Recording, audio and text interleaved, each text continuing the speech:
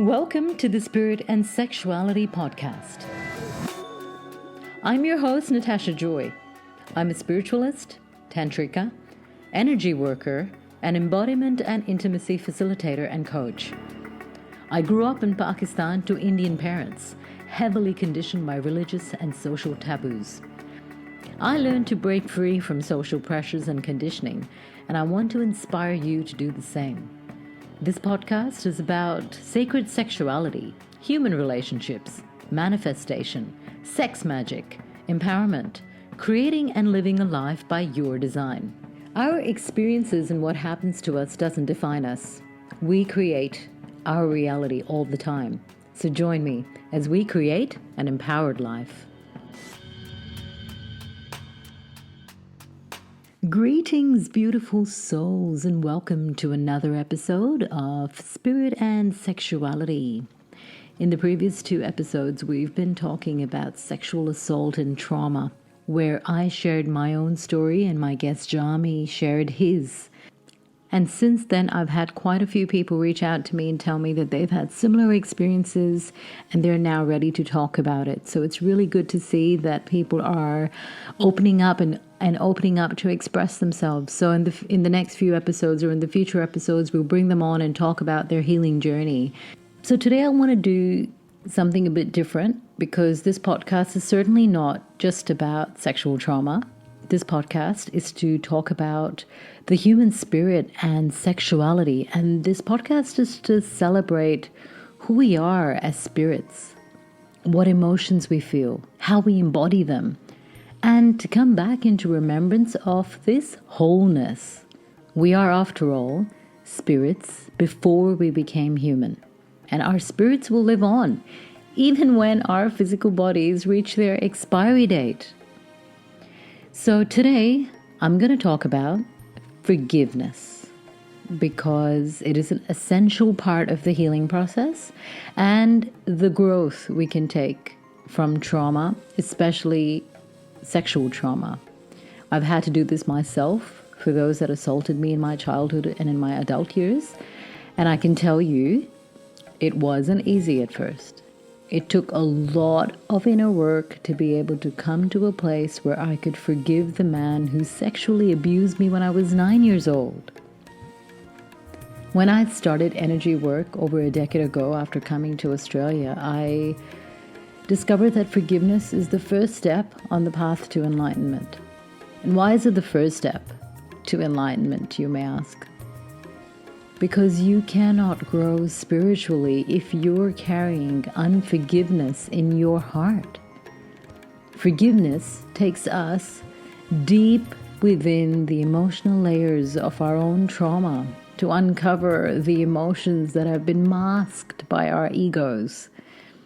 We discover everything within ourselves that is preventing us from allowing love to flow freely. Not just for someone else, but the love for ourselves even. I had feelings of anger, shame, low self-worth that all turned into depression by the time I was a teenager. I often contemplated suicide because I didn't love myself anymore and found myself in relationships where I didn't feel loved either. And this quote by Rumi is really befitting here. Your task is not to seek for love, but merely to seek and find all the barriers within yourself that you have built against it. So when we dare to look at ourselves beneath that ego mask that we have created, we see ourselves for who we truly are. We see our own shadows. To see our own shadows and be able to love ourselves with them is what self-acceptance is. And that opens up the way for real self-love. And we have to be our own true loves first. Many of us look for that one special someone who's going to love us, when often we don't really actually love ourselves. After a conflict or a trauma, we allow our ego to turn us into the victim. And throughout history, ego-driven wars have been fought and people have been killed. She said this to me. He said this to me. He took my house. He took my children. It goes on and on and on. And we hold on to all of that and we can't let it go. But the ego can only become the villain if we surrender to it and become its victim. Once we know ourselves, we are self-aware, we are able to recognize when the ego is at play, and this awareness then helps us to go deeper into ourselves. It's like when a wound is really deep, a Band-Aid won't work to heal it. The Band-Aid may seal the surface, but the unhealed flesh could get infected under the surface and split open again if impacted slightly. And it'll be sensitive and tender.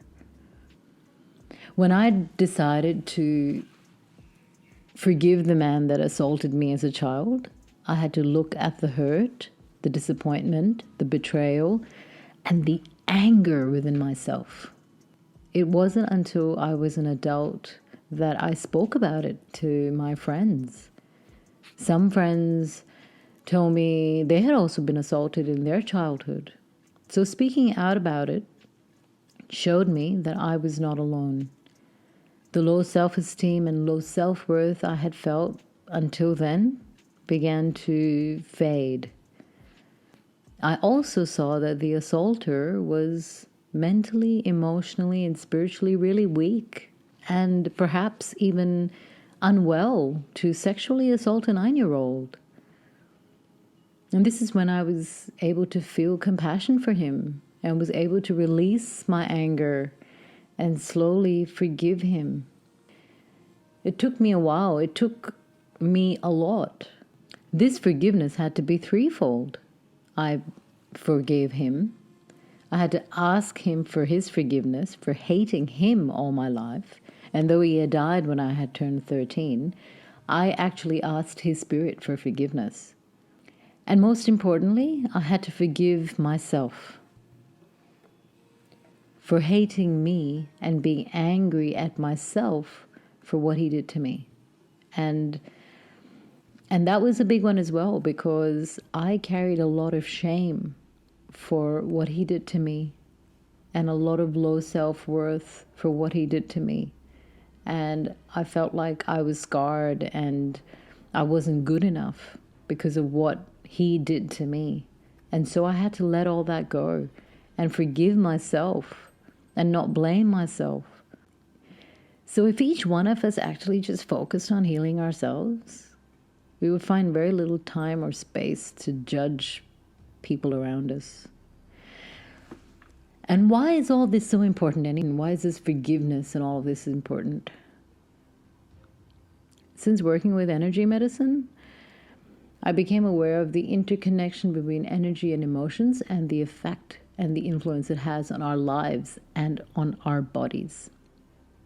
So our physical and our mental health and our realities are a direct manifestation of our thoughts and our emotions. So when I harbored and suppressed that anger and that resentment and bitterness towards him, it actually affected my own health. It sat in my subconscious mind and surfaced in the form of disease. By the time I was in my mid-20s, I had quite a few health issues.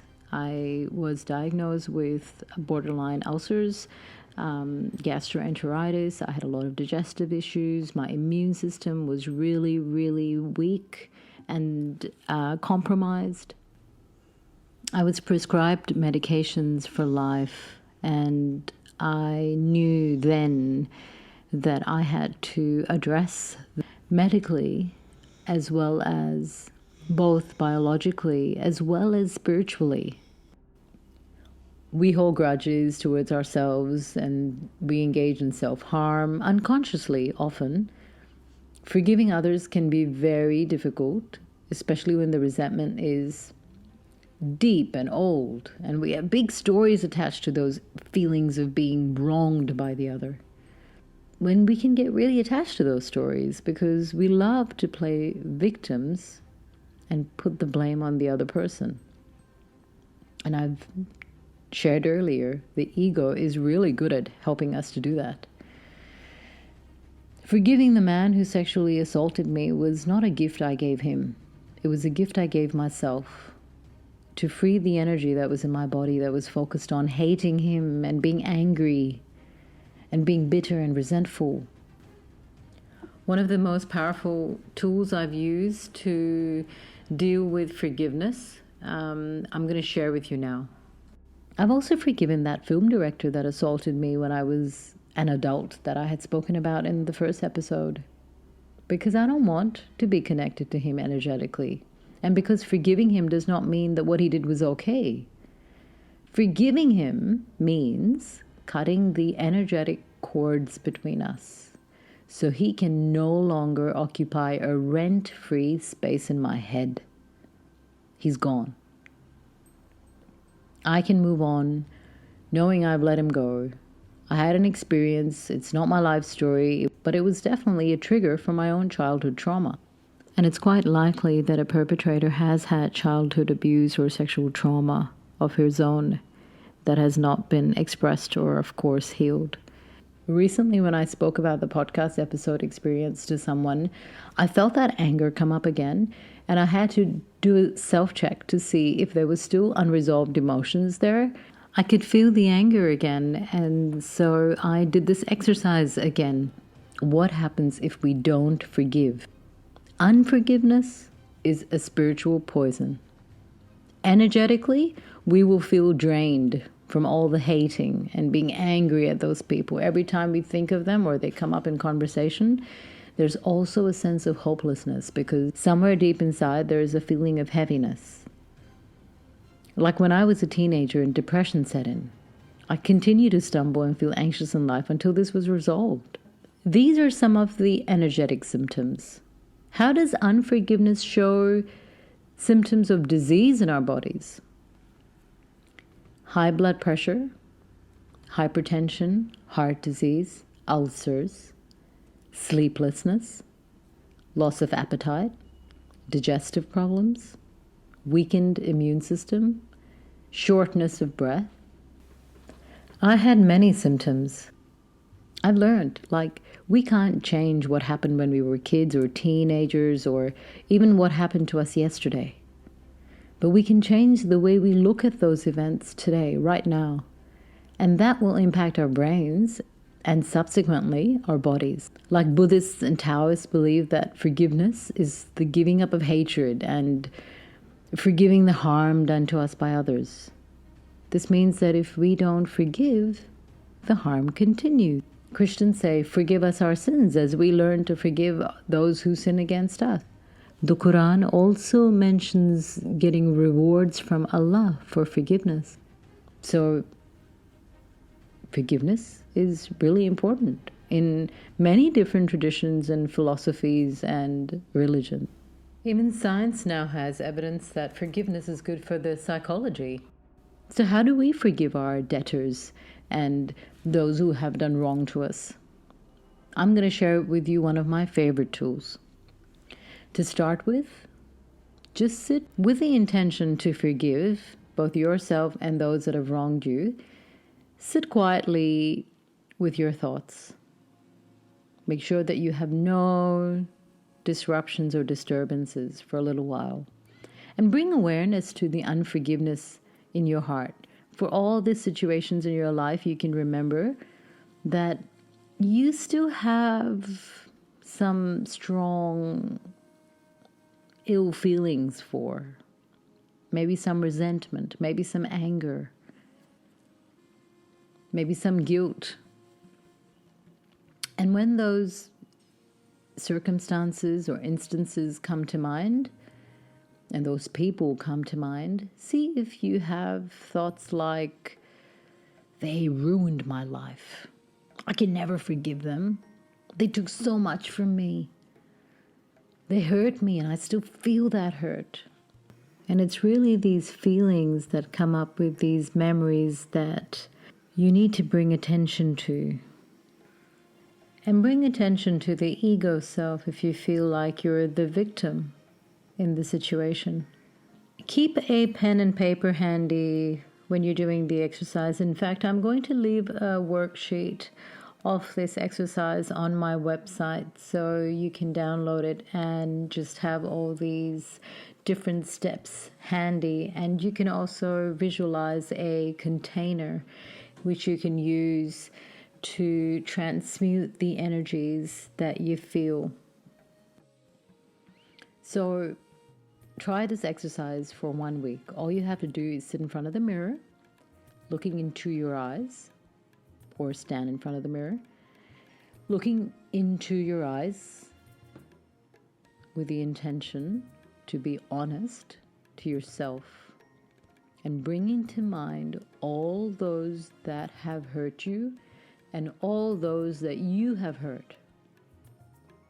And as the first person comes to mind, say something like, I just want you to know, take their name, and then just say, I just want you to know that what you did really hurt me. And I'm saying this because I don't want this stuck inside me anymore. You are the past, and I'm letting you go. I want to forgive you so that there are no cords of discontent between us anymore. I am free, and you are free. Bring your awareness to the heart when you're doing this. How does it feel when you've said this? Do you feel like you are free? Do you feel like it's hard to say these words to someone that has hurt you? Release the resistance, and this is where your salvation lies. And if you have to repeat this exercise and repeat that person, and you have to repeat these words to the same person for a few days to actually then check in with your heart and see if that resistance is gone. So keep doing this exercise until you don't feel that resistance with that person, because that will show you that you have energetically disconnected from them. Notice your dreams during this week when you were doing this exercise, and any random thoughts that will come up of people that you have forgotten about, but that may have had some discord with, some discontentment with from your past. So when you're standing in front of the mirror, you can actually name multiple people at the same time, especially when you begin for the first time, because all our lives we have relationships that have gone sour either because of our own fault or someone else's fault. And this is your golden opportunity to fix that energetically, to fix that in your own head, because it is still affecting you and you may not realize it, but it's still affecting your health. And then some questions to ask yourself during this week. What difficulties did you have in forgiving your ex-husband or your sister-in-law or your mother-in-law or whoever it was that hurt you? What were the difficulties that you had? Was it your ego? Then be honest here and take responsibility, because it always takes two hands to clap. Bring to your awareness with honesty the times that you have caused hurt or harm that required forgiveness from another. If you can bring yourself and bring your heart to actually reach out to someone and ask them for forgiveness, even when you feel like, no, but why should I ask them for forgiveness? You are cutting the cords. And if they don't have it in their heart to reach out to you and ask for forgiveness, you reach out to them. It will bring you so much peace. I promise you. Forgiveness freed me from the other person. It freed both of us. And it freed me from my past. And if you don't want them in your life anymore, just energetically forgive them. Just mentally and verbally keep saying this to yourself until you don't actually feel any emotion for them. Your transformation might just inspire another soul on their healing path. Collectively, we'll create ripples. It's about lightening your energetic load. We don't need to carry all this debris from the past. Heal and move on so that the past doesn't hold you hostage anymore. I invite you, beloved, beautiful listeners, to embark on this forgiveness journey with me. Share your experiences and questions by writing to me at spiritandsexuality@gmail.com. I'd love to hear your thoughts, your questions, and just hear what came up for you during the exercise. To download the free forgiveness worksheet, go to my website, which is sexsociety.com. Until next time, embrace the power of forgiveness and let your spirit soar. This is Natasha Joy, signing off from the Spirit and Sexuality podcast.